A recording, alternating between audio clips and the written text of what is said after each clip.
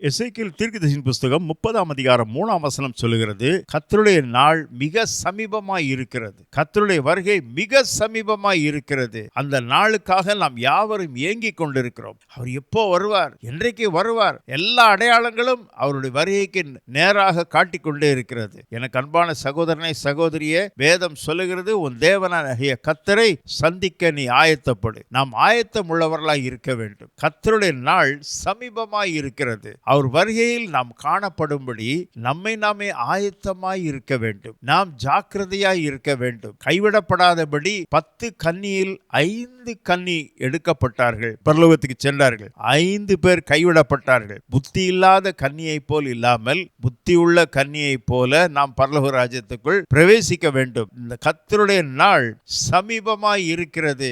நம்மை நாமே ஆயத்தமாய் இருப்போம். வருகையிலே போவதற்கு நாம் தயாராக இருப்போம். கர்த்தர் உங்களை ஆசீர்வதிப்பாராக. ஆமென்.